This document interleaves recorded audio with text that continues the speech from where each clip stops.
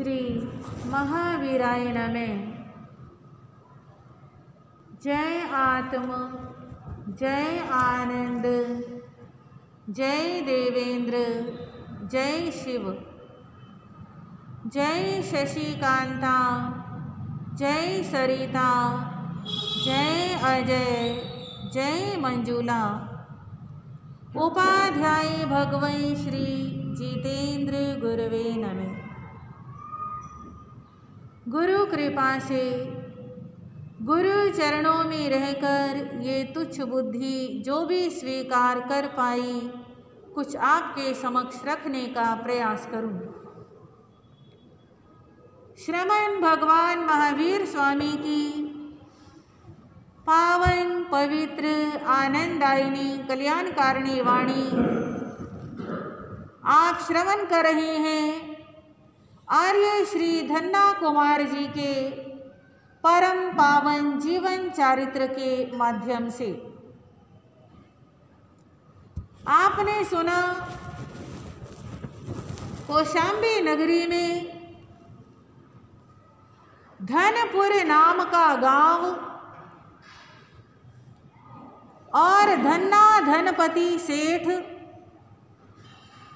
जिसकी पत्नी सुभद्रा उसे मिल चुकी है और शेष सभी परिवारी जन इस चिंता में हैं कि हमें किसी तरह सुभद्रा मिल जाए। खूब प्रयास कर रहे हैं, सफलता मिल नहीं रही। धन्ना सेठ के घर के सामने आकर के 8 के 8 प्राणी खड़े हैं, विलाप कर रहे हैं, रुदन कर रहे हैं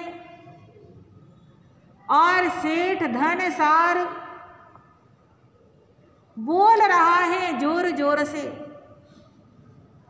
ओ धनपति सेठ, हमने तो तेरे को बहुत अच्छा समझा था, बहुत अच्छा जाना था। सारे धनपुर वासी तुम्हारी प्रशंसा करते हैं, दीनों के तुम सहारे हो, इतना दान करते हो, इतना धर्म करते हो, इतने न्यायवान हो, परंतु आज तुम जो कर रहे हो ये आज वाला तुम्हारा कार्य आज तक की तुम्हारी यश कीर्ति के ऊपर पानी फेर देगा। पराई नारी पर कुदृष्टि रखने वाला कभी भी अच्छा नहीं समझा जाता। आपने हमारे पुत्र वधू को अपने पास रख लिया, हमारा ऐसा समय खराब आया, हमारा धन भी चला गया, पुत्र धन्ना भी चला गया, मजदूरी भी करनी पड़ी, मांग मांग के भी खाना पड़ा, पर फिर भी सब कुछ ठीक था क्योंकि हमारी इज्जत अभी तक बची हुई थी। हमारी पुत्र वधू हमारे पास थी, पर आज तो हमारी इज्जत भी तुम छीन रहे हो। दूसरों की इज्जत छीनने वाला कभी स्वयं इज्जत प्राप्त नहीं कर सकता है। हे धनपति सेठ, हम निर्धन हैं, कमजोर हैं, परदेसी हैं, हमारा यहाँ कोई नहीं, हम किसको सुनाएं? हम केवल तुम्ही को कह सकते हैं और तुम्हें भी बस कह ही सकते हैं, तुम्हारा कुछ कर नहीं सकते, कुछ बिगाड़ नहीं सकते। सुनो धनपति सेठ, सब कुछ चला गया, इज्जत बच गई तो समझ लो सब कुछ बच गया, और सब कुछ मिल जाए, इज्जत चली जाए तो कुछ भी नहीं बचा। हमारी इज्जत तुम्हारे हाथ में है, तो हमें भी अब जीने का कोई अधिकार नहीं है। सुनो धनपति सेठ, हम 8 प्राणी अनशन कर रहे हैं, तुम्हारे घर के सामने डेरा डाल के बैठे रहेंगे, यहाँ से जाएंगे नहीं, अनशन तोड़ेंगे नहीं। हमारी पुत्र वधू हमें मिल गई तो अनशन खोलेंगे, और नहीं मिली तो यही मर जाएंगे। बाहर धनसार बोल रहा है और अंदर बैठा धन्ना सुन रहा है, और सुन सुन करके मन में सोच रहा है अपने पिता की आत्मा को इतना सताना बहुत गलत है। बड़ा मन में भाव आया और सेठ धनसार को अपने घर के अंदर बुला लिया। धनसार ने बाकी सबको कहा मेरे को अंदर बुलाया है, मैं अंदर जाता हूँ, बातचीत करूंगा, समझाऊंगा और पुत्र वधू को लेकर आ जाऊंगा, तुम यहीं रुको।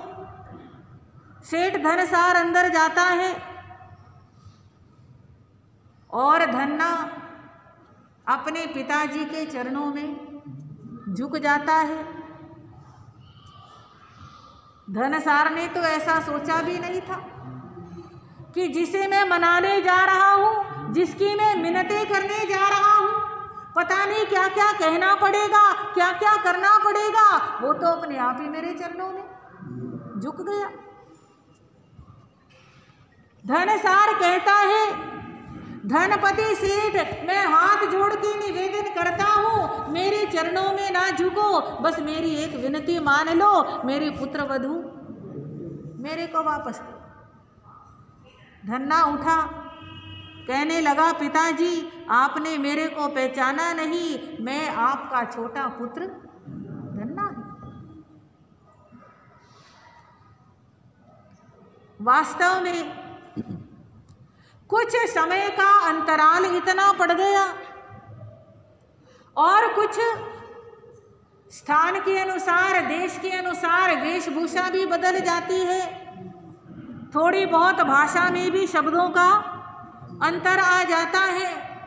कुछ उसने अपना इस तरह का रूप बना रखा था कि परिवार वालों को पहचान आए ही नहीं। अब जब धन्ना ने खुद बताया पिताजी मेरे को क्षमा करो, मेरी वजह से आपको इतना कष्ट पहुंचा, धनपति सेठ कोई और नहीं, आपका अपना बेटा धन्ना है। अब धनसार ने सुना, एक बार तो आंखों पर कानों पर विश्वास नहीं हुआ, पर जब पहचान ही लिया तो गले से लगा लिया और कहने लगा बेटे तूने खूब छकाया हमको, अगर तूने हमको पहचान ही लिया था तो सीधा सीधा क्यों हमारे सामने नहीं आया, ऐसा ये नाटक क्यों किया।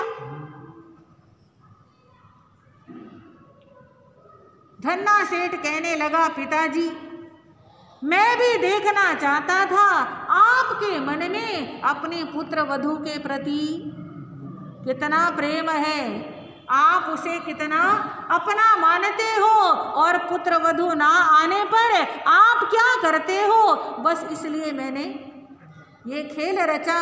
अब मेरी भूलों को क्षमा करो और यहीं पे बैठो।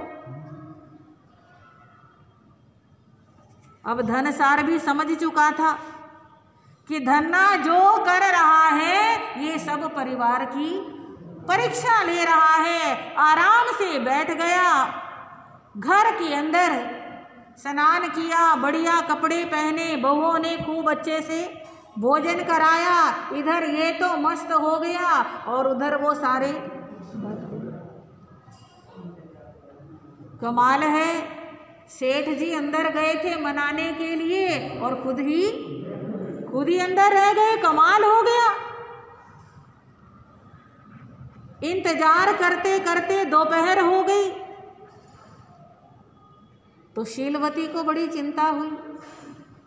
अब वो रोने लगी, बिलखने लगी, कहने लगी, ओ धनपति सेठ, ये तो क्या कर रहा है? पहले हमारे पुत्र वधू को अंदर रोक लिया, अब मेरे बूढ़े पति को अंदर रख लिया। बता उससे तेरा क्या स्वार्थ सिद्ध होगा? मेरे पति को अंदर रखने से तेरा कौन सा काम बन जाएगा? तू कौन सा अमीर हो जाएगा जो तू हमारा सब कुछ लूटने पे तुला हुआ है? जो मूर्ख लोग होते हैं, धूर्त लोग होते हैं, मांसाहारी, हठी और जिद्दी लोग होते हैं, वे जंगलों में जाते हैं और पशु पक्षियों का शिकार करते हैं। पर तू तो नगर में रह करके इंसानों का शिकार कर रहा है। ओ धनपति सेठ, मेरे पति को छोड़ दे, वरना मैं तो अभी मर जाऊंगी। अरशन भी पूरा होने की इंतजार नहीं, मेरे तो प्राण अभी निकल जाएंगे। ऐसे बोलते बोलते, रोते रोते शीलवती सेठानी बेहोश होती है। परिवार उसके ऊपर पानी छिड़कता है, हवा करता है, होश में आती है, फिर हवा करते फिर बेहोश हो जाती है। अब धन्ना सेठ और धनसार परिवार के लोग ये देखते हैं तो माता जी को भी अंदर बुला लेते हैं। माता जी को थोड़ी शांति होती है कि मैं अंदर जाऊंगी, सेठ के सामने रोऊंगी, गिड़गिड़ाऊंगी और दोनों को बाहर ले आऊंगी। पर बाहर किसने लाना था? हाँ जी, जैसे सेठ जी अंदर रह गए वैसे सेठानी जी भी अंदर रह गई और बाहर खड़े हैं वो 6 प्राणी, तीनों भाई, तीनों भाभियां। अब तीनों भाई भाभियां भी इंतजार करते हैं। इंतजार करते करते शाम होने को आई और जब शाम होने को आई तो उन भाइयों ने भी बोलना शुरू कर दिया, अरे ओ धनपति सेठ, ये तो क्या कर रहा है? एक एक को अंदर बुला रहा है और अंदर ही रोक करके रख रहा है। पहले हमारे छोटे भाई की पत्नी को रख लिया, फिर हमारे पिताजी को, अब माताजी को भी अंदर ही रख लिया। अरे ओ धन के मतवाले, जरा सुन तो सही, हमारे बूढ़े माता पिता हमारे वियोग में रो रो के मर जाएंगे। बाहर हम तड़प रहे हैं, अंदर हमारे माँ बाप तड़प रहे होंगे, तू उन्हें छोड़ दे। तूने तो पूरी लूट मचा रखी है। हमने इतना लंबा सफर किया, जंगलों के अंदर से भी आए, चोर डाकुओं का भी सामना किया।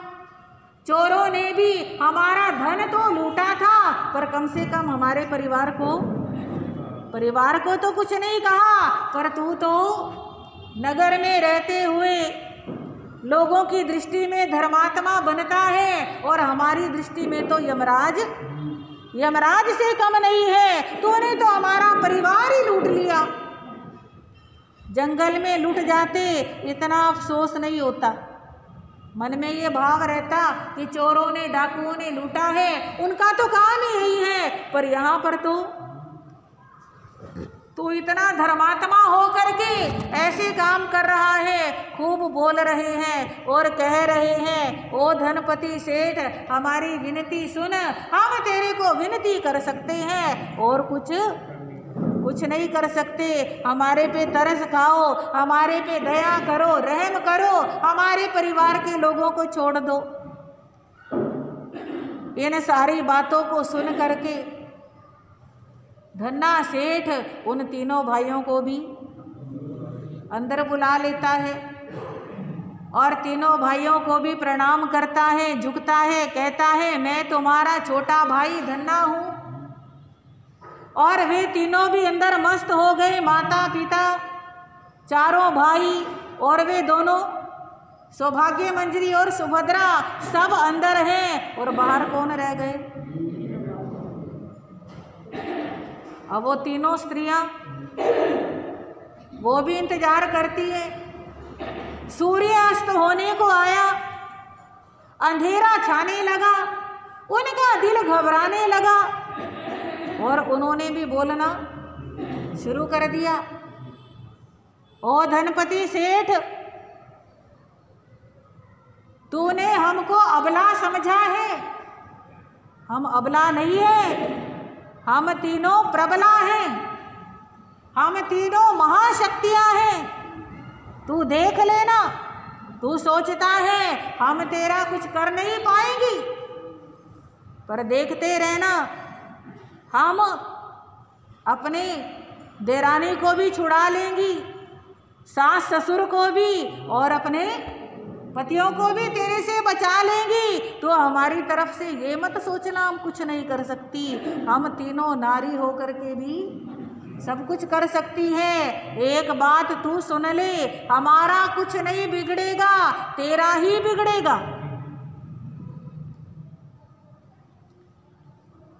बहुत बोलती है तो पहरेदार कहने लगे, तुम तीनों यहाँ से जाओ, अंदर से सेठ जी का आदेश आया है, अब इन्हें यहाँ पर एक पल भी खड़े नहीं रहने देना, इसलिए हम कहते हैं तुम यहाँ से जाओ, और अगर नहीं गई तो हम तुम्हें मार करके निकालेंगे, धक्के दे करके निकालेंगे। हमारे ही घर के सामने खड़ी हो, हमारे ही सामने, हमारे ही सेठ के लिए आप शब्द बोल रही हो, भागो यहाँ से। और उन तीनों को वहाँ से निकाल दिया। रात का अंधेरा, तीनों अकेली अपने घर पहुँची और वहाँ पर जा कर के परिवार का एक सदस्य भी इधर उधर हो जाए, कहीं घूमने चला जाए, किसी काम से चला जाए, तो भी पीछे से क्या लगता है, बड़ा सुना सुना लगता है। और ये तो सारे ही चले गए, 9 मेंबर थे और 9 में से बचे 3। इन तीनों के अब तो आंसू ही रुकने का नाम नहीं ले रहे। क्या करें, ना खाने की इच्छा होती है, ना पीने की इच्छा होती है, ना सोने की इच्छा होती है, ना भूख लगती, ना प्यास लगती, ना नींद आती। और तीनों आपस में बात करती है, हे भगवान, ये पता नहीं कौन से जन्मों के पाप का फल हमें मिल रहा है। पिछले जन्मों के अंदर हमने जरूर कोई ना कोई अशुभ कर्म किए होंगे, जो आज हमें इतना दुख देखना पड़ रहा है। हमने पिछले जन्मों के अंदर किसी साधु साध्वी को सताया होगा, किसी साधु साध्वी के ध्यान में, साधना में विघ्न डाला होगा, किसी साधु साध्वी की निंदा की होगी, पता नहीं क्या पाप किया होगा। हो सकता है हमने पक्षियों के घोंसले तोड़े हो, ये सारे पाप हैं। हो सकता है हमने पक्षियों के अंडे फोड़े हो सकता है हमने किसी पशु की गलती के बिना ही उसको मारा हो। मार देते हैं ना लोग, घर में घुसने लगे तो उठाया और डंडा मार दिया, हाँ, रास्ता बनाने के लिए, आगे निकलने के लिए, ये सब अपने ही पाप होते। हो सकता है पिछले जन्म के अंदर पानी में जाल डाल के हमने मछलियां पकड़ी हो, मरवाई हो, कोई मांस मीट का व्यवसाय किया हो, माँ बेटों के बीच में लड़ाई कराई हो, पति पत्नी के बीच में भेद डाला हो, पता नहीं कौन सा पाप किया होगा हमने। अपने पति को वश में करने के लिए कोई जादू टोना किया हो, हाँ, ऐसे भी लोग कर लेते हैं, ये भी पाप होता है। कभी भी किसी को वश में करने का प्रयास भी नहीं करना चाहिए। सारी रात इन्हीं संकल्प विकल्पों में बीत जाती है और भगवान से माफ़ी मांगती रहती हैं जो भी हमने पाप किए, क्योंकि पाप करते समय तो पता नहीं चलता, जब फल भोगने का समय आता है तब एहसास होता है कि पता नहीं हमने क्या किया होगा। माफ़ी मांगती हैं, रोती हैं, बिलखती हैं, पूरी रात बीत जाती है, सुबह हो जाती है, सूर्य उदय होता है और तीनों विचार करती हैं रात भर हम रोते रहे पर रिजल्ट तो कुछ भी नहीं निकला। रोने से बात बनने वाली नहीं है, अब हमें कोई ना कोई कदम उठाना। चलो, कौशांबी नगरी का राजा शतानीक, उसके दरबार में चलते हैं। हो सकता है वहां हमारी सुनवाई हो जाए, और तो कोई सुनता नहीं, और कोई सुन भी लेगा तो कोई क्या कर लेगा।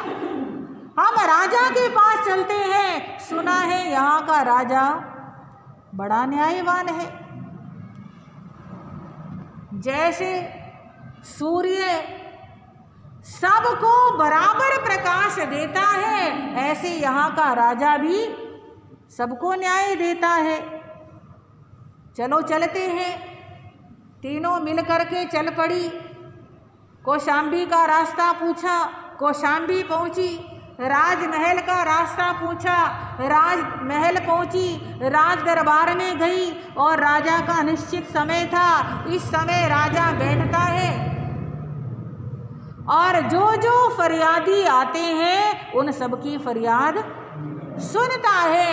निश्चित समय पर राजा आया और एक एक करके सबका नंबर आ रहा है, सबकी बातें सुन रहा है, सबका न्याय साथ ही साथ कर रहा है। दूध का दूध और पानी का पानी।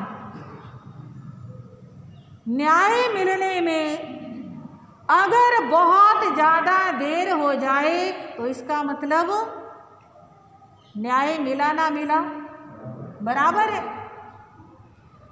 तो तुरंत न्याय करता है, तुरंत फैसला करता है।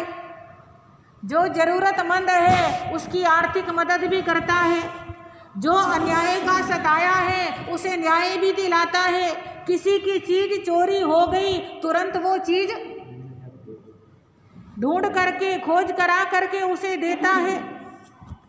अपराधियों को दंड देने में और निर्दोषों को उनका न्याय सुनाने में कभी देरी नहीं करता। इन तीनों का नंबर भी आ गया। कहने लगी, राजन, हम परदेसी हैं, गरीब हैं, मजदूर हैं और आपके दरबार में एक फरियाद लेकर के आई हैं। वो धनपुर गांव का मुखिया, धनपति सेठ, सारे लोग जिसकी प्रशंसा करते हैं, आज उसने बहुत बड़ा अन्याय किया है। उसने हमारी देरानी को अपने पास रख लिया। हम मजदूर लोग, गरीब लोग, पहले हमको लस्सी का लालच दिया, हम उसके घर में लस्सी लेने जाती, उसका मन हमारी देरानी पर आ गया, उसे मक्खन देने लगा, गाढ़ी छाछ देने लगा, दही मलाई देने लगा और कल तो उसने हमारी देवरानी को अपने घर में ही रख लिया। और अपने घर में उसे तो रखा ही, हमारे सास ससुर को और हम तीनों के पतियों को भी अंदर बुला के रोक लिया। राजन, हमें तो डर है कहीं ऐसा ना हो हमारी देरानी को अपनी पत्नी बनाने के लिए वो इन पांचों को कहीं मार ना दे, माता पिता को और हमारे तीनों पतियों को कहीं वो मार ना दे, कहीं कोई ऐसा काम ना कर दे। ऐसे कहते हुए जोर जोर से रोने लगी और कहने लगी, हमारी सुनने वाला कोई नहीं है, हम बड़ी आशा से आपके पास न्याय मांगने आए हैं, आप हमारी आशा पूरी करो। राजा शतानीक को भी सुन करके बड़ा झटका लगा। मन में विचार आया, इतने वर्षों से धन्ना यहाँ रह रहा है, आज तक कभी भी किसी से भी किसी भी बात पे उसका कोई झगड़ा नहीं हुआ। वो तो बड़ा न्यायवान है, नीतिमान है, बुद्धिमान है, और मेरा तो जवाई भी है। ये तो बड़ी असमंजस की स्थिति आई। एक तरफ मेरा जवाई, दूसरी तरफ वो इतना न्यायवान नीतिवान कि मैं खुद ही उससे सलाह लेकर के काम करता हूं, और एक तरफ ये तीनों जो कह रही है वो बिल्कुल अलग कह रही है। धनपति सेठ जैसा व्यक्ति ऐसा गलत कार्य कभी नहीं कर सकता, मन ही नहीं मानता। परंतु जो ये तीनों कह रही हैं, इनके बोलने के तरीके से, इनके हाव भाव से भी ऐसा लग रहा है ये कोई मनगढ़ंत बात नहीं कह रही, ये भी सच बोल रही है। बात क्या है? फिर मन में विचार आया, कितना ही न्याय नीतिमान धर्मात्मा हो, ये चित्त तो बड़ा चंचल होता है। हो सकता है धनपति का मन चंचल हो गया हो और उससे ये गलती हो गई हो। सज्जन पुरुष कोई गलत काम करते नहीं, और कर ले तो बहुत जल्दी उसमें सुधार भी कर लेते हैं। धनपति को समझाने के लिए ज्यादा मेहनत नहीं करनी पड़ेगी, उसे तो इशारा करने की देर है। अगर उसने गलती की है तो वो तुरंत सुधार कर लेगा। ऐसा सोच करके राजा शतानीक ने अपने सामंतों को धनपति सेठ के पास भेजा। सामंत धनपति सेठ के पास पहुंचते हैं, राजा की तरफ से संदेश देते हैं और कहते हैं हमें राजा ने भेजा है और कहलवाया है, आप जैसे सदाचारी पुरुष कभी गलत कार्य ऐसा कर नहीं सकते, पर फिर भी अगर आपने इन मजदूरों को अपने घर में रोक के रखा है तो आप इन्हें छोड़ दो। धन्ना उन सामंतों से कहने लगा, देखो ये हमारा परिवार का मामला है, इस मामले में राजा को और तुमको बीच में आने की जरूरत नहीं है, पर फिर भी अगर तुम्हारे राजा को इतना रोब झाड़ने का शौक है, अगर उसके मन में युद्ध करने की इच्छा है तो मैदान में आ जाए। ये मत सोचना कि हम राजा से डर जाएंगे, युद्ध से डर जाएंगे और राजा की अनुचित आज्ञा को स्वीकार कर लेंगे, इसलिए जाकर के कह दो अपने राजा से। अब वे सामंत राजा के पास आए। बात तो उसने सीधे तरीके से कही थी कि ये हमारा पारिवारिक मामला है, पर सुनने वालों ने और आगे बात पहुंचाने वालों ने बीच में गोला माला कर दिया। वो सही वाली बात तो बताई नहीं कि ये धन्ना का पारिवारिक मामला है, ये कह दिया कि उसने धमकी दी है राजा लड़ना चाहता है तो मैदान में। ये बिचौलिए जो होते हैं ना, ये बड़े काम खराब करते। ध्यान रखना, हमेशा याद रखना, कोई आ करके आपको किसी के बारे में कुछ कहे कि फलाना व्यक्ति आपके बारे में ऐसे बोल रहा है, याद रखने की बात है, इस दुनिया में भड़काने वाले लोगों की कमी नहीं है। दो जनों की आपस में बनती हो तो तोड़ने वालों की कोई कमी नहीं है। अगर कोई आ करके किसी और के बारे में आपको कहे आपके बारे में वो ऐसे बोल रहा था, तो आप तुरंत बोलो मैं अभी जा करके पूछता हूं। समझ आ रही है बात? क्या बोलना है? अच्छा, उसने मेरे बारे में ऐसा बोला, मैं अभी जाकर के पूछता हूँ। आपके बस इतना बोलने की देर है, जो बिचौलिया भड़काना चाहता है ना, उसका वही घबरा जाएगा, एकदम कहने लगा नहीं नहीं पूछना मत, ये तो मैंने तुमको बताया है, मैं तुम्हारा शुभ चिंतक हूँ, हितैषी हूँ, पूछना मत। अगर पूछोगे तो वो मुकर जाएगा। अरे मुकरने से तू क्यों डरता है? हाँ, अगर हम इतना हौसला रखें तो कोई हमारा दिमाग खराब नहीं कर पाएगा और हमारे संबंध भी खराब नहीं कर पाएगा। अक्सर संबंध जब खराब होते हैं तो बीच में कोई ना कोई बिचौलिया जरूर होता है, और जिसके साथ ये नीति खेली जा रही है वो कहता है मेरे पास 100% सही न्यूज़ है, उसने मेरे बारे में ऐसा बोला। अरे जिसने तेरे को न्यूज़ दी है उसकी सच्चाई भी तो जान लो, वो सच में शुभ चिंतक है या नहीं। इन सामंतों ने जा करके राजा को कह दिया, वो तो ऐसे ऐसे लड़ने को तैयार बैठा है। अब राजा भी कौन सा कम था, कहने लगा ऐसी बात है, मेरा जवाई और मेरे से क्या करेगा? युद्ध करेगा। मैंने ही उसे अपनी बेटी ब्याही, मैंने ही उसे यहाँ बसाया, मैंने ही उसे इतना सब कुछ दिया और वो मेरे से युद्ध करेगा?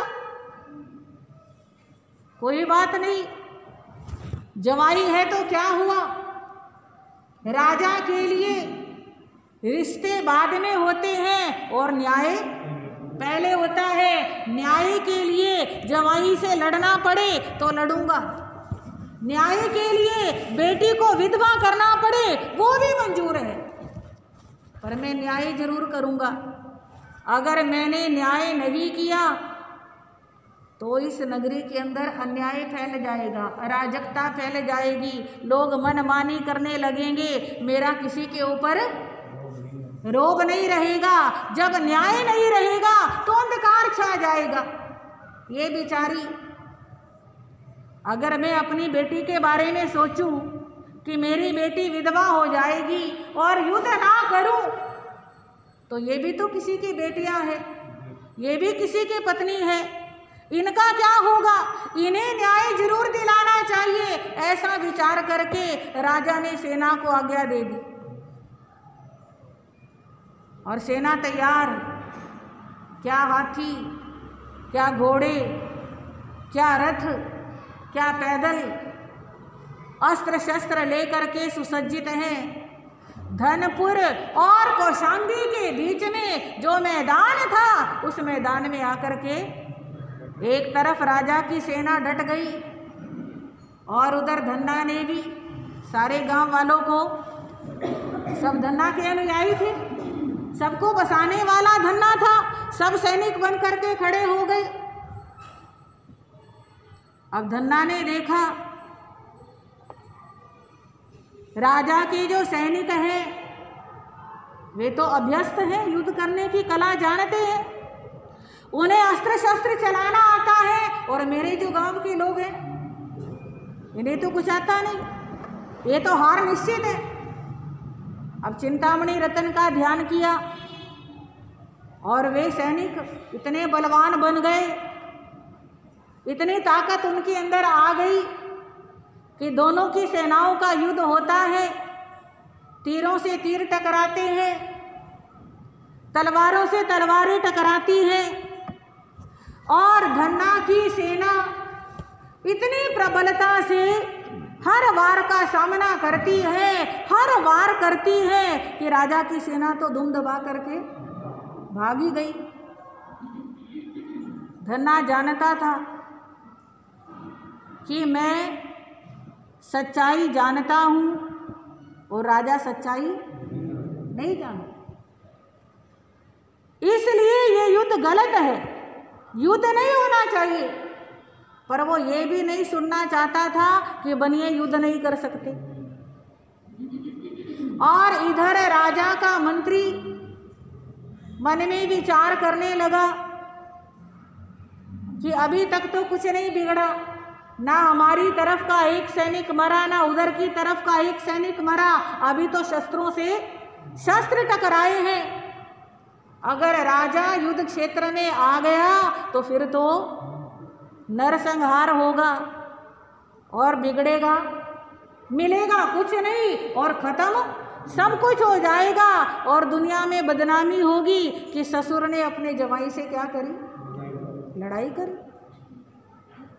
मंत्री राजा के पास आया और आ करके राजा को कहने लगा, राजन आप युद्ध क्षेत्र में जाने की जल्दी ना करना, मेरे को थोड़ा सा समय दो, मैं इस युद्ध के असली कारण को जानना चाहता हूं, थोड़ा सा समय मेरे को दे दो।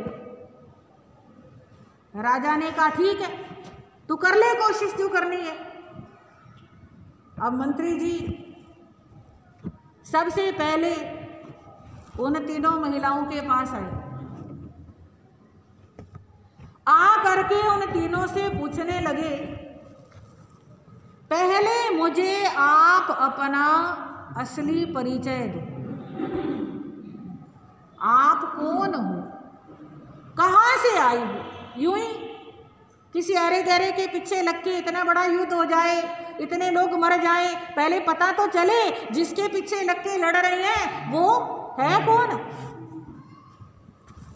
सारा कुछ मेरे को सच सच बता दो वरना तुम्हारी खैर नहीं है।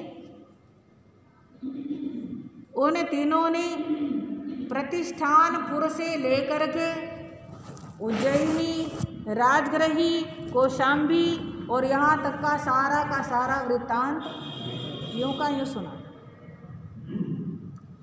और ये सुनते सुनते मंत्री एक नतीजे पर पहुंचा, कहने लगा कहीं ऐसा तो नहीं कि जिस धनपति सेठ ने तुम्हारी देरानी को बंद किया, माता पिता को बंद किया, पतियों को अपने पास रखा, कहीं वही धन्ना सेठ हो। कहने लगी ऐसा नहीं हो सकता, हमारा अनुभव कहता है हम प्रतिष्ठानपुर से पूरी तरह उजड़ करके उज्जैनी में आए तो धन्ना ने स्वयं आगे आकर के हमारा स्वागत किया, अपने घर में लेकर के आया, हमें सारा कुछ दिया। फिर वहां से भी उजड़ करके हम राजगृही में आए तो वहां भी उसने सारा कुछ अपने आप ही दे दिया। हमारा देवर कोई छलबल नहीं जानता, बड़ा सरल है, मन का बड़ा भोला है। उसके भाई उसका इतना बुरा चाहते हैं तो भी धन्ना कभी चूं तक नहीं करता, आज तक कभी उसने पलट के जवाब नहीं दिया। और हमारी तो इतनी इज्जत करता है, जितनी कमाई होती थी सारी हमें दे देता था। धन्ना हमारे साथ ऐसा नहीं कर सकता, ये कोई और है। मंत्री कहने लगे कोई बात नहीं, समय के साथ परिस्थितियों के अनुसार व्यक्ति की सोच बदलती है, विचार बदलते हैं। आप मेरा इंतजार करो, मैं अभी जा करके असलियत पता करता हूं कि वो धन्ना, ये धनपति सेठ तुम्हारे वाला धन्ना है या कोई और, क्योंकि ये भी हमारे लिए तो परदेसी है, परदेश से आया, यहाँ का पैदा हुआ तो है नहीं।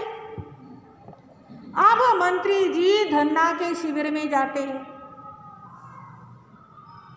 और बड़े आदर सत्कार से, बड़े प्रेम से, राजा का जवाई है, इतना गुणवान है, बड़े आदर सत्कार के साथ मंत्री जी कहने लगे कि धनपति सेठ, ये जो इतना कुछ हो रहा है ये सब बाद में,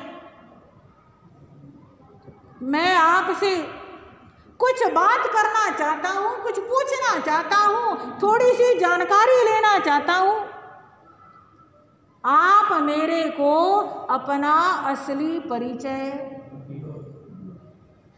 मेरा क्या परिचय, इतने वर्षों से यहाँ रहता हूँ और मेरे आचार से, मेरे शील से, मेरे व्यवहार से आपको आज तक मेरा परिचय नहीं पता चला। कहने लगे सारा कुछ पता है, हम तो आपकी रग रग जानते हैं कि आप कोई गलत काम कर नहीं सकते, पर आपने जो अब किया है जरूर इसके पीछे कोई ना कोई राज है। आप जो कर रहे हो ये गलत नहीं कर रहे, जो हमें गलत लग रहा है, सबको गलत लग रहा है, वो आप गलत नहीं कर सकते।